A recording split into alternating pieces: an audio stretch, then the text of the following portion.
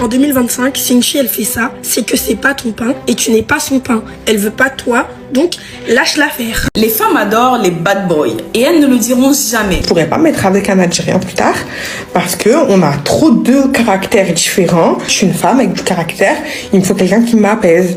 Donc un homme gentil, affectueux. En fait, je suis pas célibataire parce que personne veut de moi, ma belle. Je suis célibataire parce que tout ce que moi je veux, ils veulent pas de moi. Et il y a des mecs qui nous laissent en vue et ils nous répondent pas pour nous faire comprendre qu'ils sont pas intéressés. Ils ont pas compris. En fait, c'est exactement ça qui nous intéresse, quand ils sont pas intéressés. C'est toujours les bougs là qu'on en a rien à foutre là, qui sont toujours présents comme des sangsues là. Tu mets une story, t'attends que c'est ton crush qui réagisse, c'est le vas-y lui. Tu mets une photo, t'attends que c'est ton crush qui réagisse, c'est le vas-y lui, dégage. Plus de 8 heures sans nouvelles d'elle, crois-moi. Crois-moi, elle en a rien à foutre. Je suis désolée, non, c'est pas marrant. Mais c'est la vérité. On a toute notre idéal masculin, celui qui fait monter notre libido jusqu'à... Tu l'imagines, ta culotte, elle est déjà... Chaque fille a besoin de sa bad boy era. Oui, moi je trouve pas de meuf parce qu'en fait je suis un mec trop gentil et les femmes elles aiment pas les mecs gentils, elles préfèrent les bad boys. Mec, t'es pas gentil, t'es juste lourd. J'aime tellement pas les mecs faciles. J'aime un mec, quand je te parle, tu me calcules pas. Tu cherchais plutôt les bad boys ou les gars gentils? Oh, je pense les bad boys, hein. On aime bien un peu les trucs toxiques, hein, nous les filles. D'accord, mais pourquoi alors est-ce qu'après vous vous plaignez des gens qui sont toxiques? Bah parce qu'on adore se plaindre. En fait, le vrai flex, c'est de sortir avec un mec inaccessible où tu sais, il y a que toi qui le touche, que toi qui le bouffe. Tous les hommes trompent, c'est la vie, c'est comme ça. Mais c'est à toi de voir ce que t'es capable d'accepter. La seule façon en 2025 de garder sa meuf, c'est de montrer que d'autres meufs te veulent. Est-ce que vous avez déjà entendu que 80% des femmes étaient attirées par seulement 20% des hommes? Et c'est tellement vrai. On connaît tout ce piège sucré. Tu rafraîchis l'écran comme une joueuse de casino, persuadé que le prochain, vu, sera enfin pour toi. 8 heures sans réponse, et ton imaginaire galope. Tu n'es pas assez drôle, pas assez belle, pas assez, assez. C'est ainsi que commence la lente hémorragie de l'estime. Tu réorganises ta soirée, tu annules le sport, tu dors le téléphone dans la main. Tu crois séduire, tu t'effaces. La vérité fait mal mais libère, l'intérêt ne se quémande pas. Il se mesure à l'espace qu'on garde pour soi. Les hommes qui attirent ne poursuivent pas, ils existent. Agenda plein, projet clair, frontières lisibles. Ils ne testent pas les autres, ils se testent eux-mêmes. Discipline, direction, silence utile. Et ce silence, loin d'être une punition, devient un relief où l'on projette du désir. Catastrophe annoncée si tu continues à courir. Tu finiras à marchander des miettes d'attention, à confondre frisson et anxiété, à confondre drame et passion. La sortie est simple et exigeante. Reviens au centre, ferme les notifications émotionnelles, choisis ta mission avant sa validation. Garde du mystère, non pour manipuler, mais pour rester entière. Quand ta vie reprend sa place, l'amour cesse d'être une chasse et devient une rencontre. Dans la séduction contemporaine, certains hommes misent sur la rareté et la concurrence féminine, garder des options, retarder les réponses, cultiver le mystère. Cette stratégie, présentée comme preuve de valeur, alimente déséquilibre, anxiété et jeu de pouvoir. Comment construire attraction et respect mutuel durable sans manipulation, tests infantilisants ni mépris. Plus de 8 heures sans nouvelles d'elle, crois-moi. Crois-moi, elle en a rien à foutre. Je suis désolée, non, c'est pas marrant. Mais c'est la vérité. Je n'arrête pas de le dire. Toutes les 5 minutes, une femme regarde son téléphone. Donc ça veut dire que ça fait plus de 100 fois qu'elle a regardé son téléphone. Il y en a certaines, elles vont te dire, ouais, mais moi, c'est bon, j'ai une vie, je sais pas que ça à faire de répondre au téléphone. Non, mais attends, ça me fait trop rire ça. Mais oui, mais tout le monde a une vie. Mais quand tu vas aux toilettes, quand tu as une pause, quand tu es dans la voiture, quand tu es dans les embouteillages, je suis désolée, ça fait 100 fois qu'elle a regardé ton message et elle te répond pas. C'est que tu es vraiment pas sa priorité et qu'elle en a rien à faire, mais rien à faire. 8 heures sans nouvelles, passe ton chemin. La fille, elle te répond pas. Qu'est-ce que tu veux de plus? Quelle preuve tu veux de plus en fait qu'elle s'en fout de toi? Il n'y en a pas d'autre. Toi, quand elle t'envoie un message, qu'est-ce que tu fais? Tu réponds et tu te languis même de répondre parce que tu attends que ça, tu attends que son message, tu te languis de l'avoir, etc. Passe ton chemin. Elle s'en fout, elle s'en fout, elle s'en fout, elle s'en fout, elle s'en fout. Voilà, 8 heures sans répondre à ton message. Imagine qu'elle a regardé son téléphone maintes et maintes fois, qu'elle s'est connectée sur Insta, sur Facebook, sur TikTok, mais elle te répond toujours pas. Qu'est-ce que tu veux comme preuve de plus? Elle s'en fout. Non, pas les mecs faciles. J'aime un mec, quand je te parle, tu me calcules pas. Quand je te parle, moi, tu me cales pas, genre. Tu me cales pas, t'as pas mon time et tout. Vraiment, t'es archi difficile à voir. Après ça, je vais t'envoyer un message en disant, je te fais laquelle, là, en train de gazer là ou quoi, là où je rêve là ou quoi. Mais mon gars, quoi? Moi j'aime trop, putain. T'es là, t'es difficile à voir. Comme ça tu sais que t'avais dans ta relation plus tard ce mec-là. Vous blague. J'aime pas les mecs faciles, hein. 2-3 messages et puis oui, vas-y. Non. Moi j'aime les lions sauvages en fait. J'aime les lions sauvages. Comme toi t'as vu, toi et... Dans les dynamiques amoureuses actuelles, certains hommes pensent qu'ils doivent multiplier les options pour conserver l'intérêt d'une femme. Mais ce jeu de compétition, basé sur la rareté et la peur de perdre, engendre jalousie, manque de respect et rapports toxiques. Comment construire une attraction saine sans manipulation ni rivalités artificielles? Des mecs qui nous laissent en vue et ils nous répondent pas pour nous faire comprendre qu'ils sont pas intéressés. Ils ont pas compris. En fait, c'est exactement ça qui nous intéresse quand ils sont pas intéressés. Vous savez, un jour, je suis tombée sur un homme qui était super beau et qui comprenait pas pourquoi je l'avais recalé. Et en fait, je me suis dit, je vais faire une vidéo pour que tous les hommes comprennent ça une bonne fois pour toutes. Vous savez, pour avoir une femme, c'est pas l'apparence. C'est très bien, mais c'est pas ça. C'est pas l'argent. C'est très bien, mais ça fait pas tout. C'est la conversation profonde. Oui, vous l'avez très bien entendu. Et mesdames, confirmez dans les commentaires par pitié. Je vous promets que beaucoup d'hommes, ce qui vous manque et ce qui fait qu'aujourd'hui vous êtes seul, ce n'est pas une question de l'inviter dans le restaurant dernier cri, etc. C'est pas ça.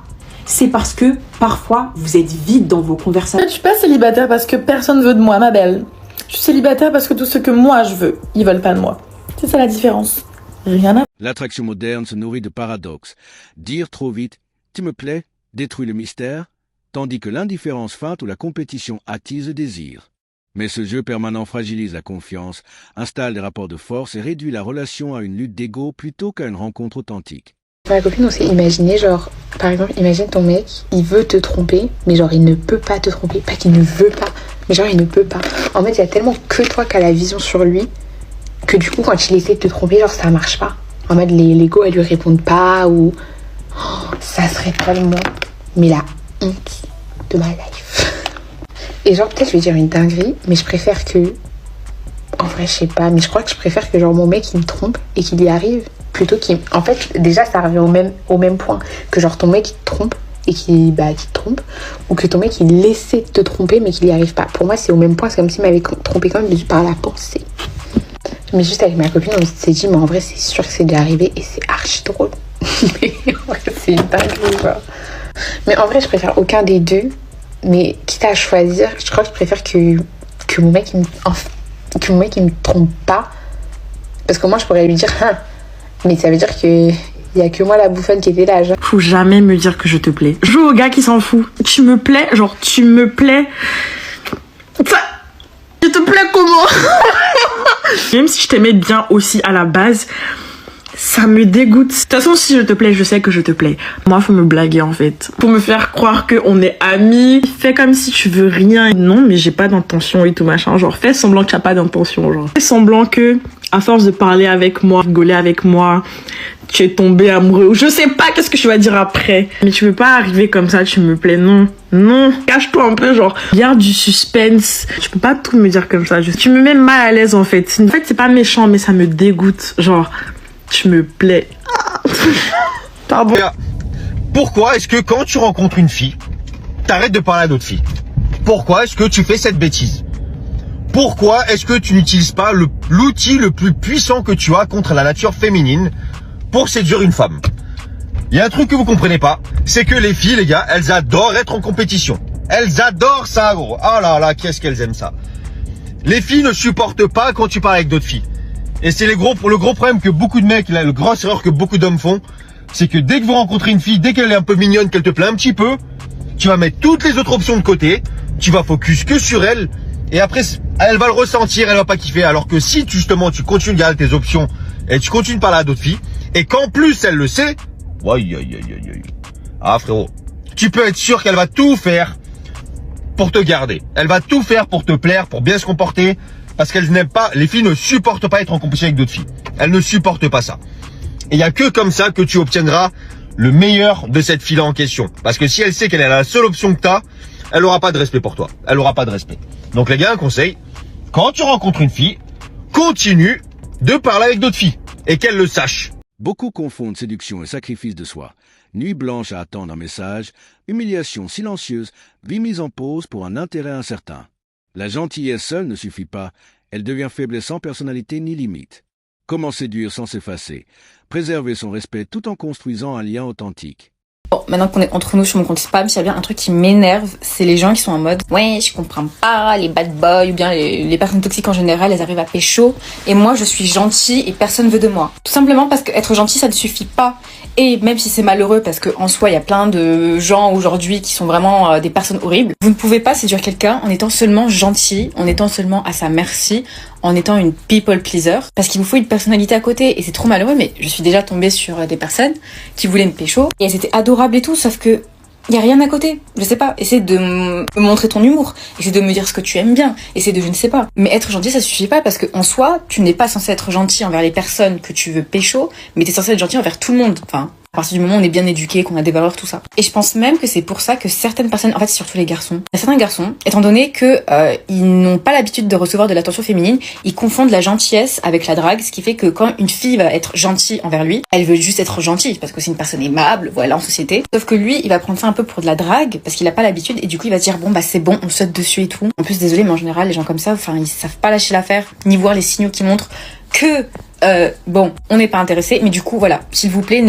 soyez gentil, mais s'il vous plaît, ayez une personnalité à côté, c'est mieux pour séduire quelqu'un. Parce que je suis la seule meuf à m'être humiliée de cette façon durant 2 ans de relation. C'est-à-dire que avec l'ancienne personne avec qui j'étais, déjà j'avais genre jamais de messages, mais quand j'en avais, parce que parfois je pouvais en avoir, je les recevais dans la nuit.